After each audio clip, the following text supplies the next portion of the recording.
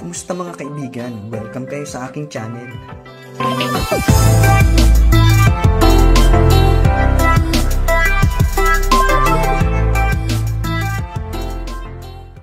Good news nga po mga kaibigan dahil magbabalik na ang ating paboritong anime na Slam Dunk ngayong 2021. Tama po, confirm na magkakaroon ito ng bagong movie ngayong taon.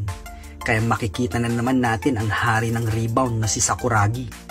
Dahil nga po sa trending na sa mga website at social media ang in-announce sa Twitter ni Mr. Inoue Takehiko, ang creator ng Slam Dunk. Nag-post nga po siya sa kanyang Twitter ng isang GIF kung saan nakalagay ang salitang Slam Dunk and it will be a movie sa salitang Japanese. So panoorin po natin ang kanyang actual tweet.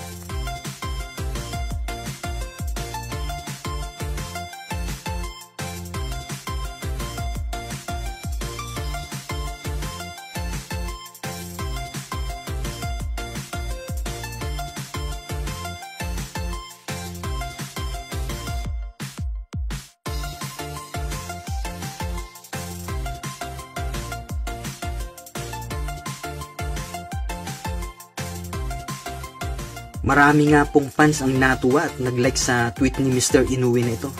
Dahil nga po sa loob ng mahigit 2 dekada ay magkakaroon na ito ng comeback movie ngayong taon. Ang comeback movie na ito ng Slam Dunk ay ang panglima sa movie series na kanilang inirelease from 1994 to 1995. Isa nga po ang Slam Dunk sa pinaka-popular na anime lalo na dito sa Pilipinas. Kaya marami po ang nag-aabang nitong comeback movie na ito. At malay natin baka masundan din ang paggawa ng anime series nito. So dapat po nating abangan. Dahil nga sa kasikatan ng Slam Dunk, ang manga nito ang isa sa best-selling manga title sa history ng Japan, kung saan ito ay nakabenta ng 120 million copies. At ito rin ang pangatlo sa top manga of all time sa Japan. Sinusundan niya dito ang Demon Slayer at One Piece. Ang comeback movie nga po na ito ng Slam Dunk ay isang animated film at hindi isang live action movie.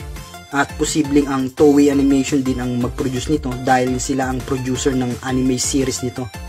At syempre, in-expect natin na mas maganda na ang animation dahil nasa 2021 na tayo. Unlike sa dating mga movies nila na nasa 90s era.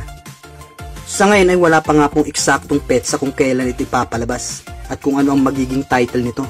So yan nga pong ating aabangan mga kaibigan. So hanggang dito na lamang mga kaibigan at maraming salamat sa inyong panonood. At huwag mo na rin kalimutang mag-subscribe, i-like at i-hit ang notification bell para lagi kang updated pag may bago tayong upload.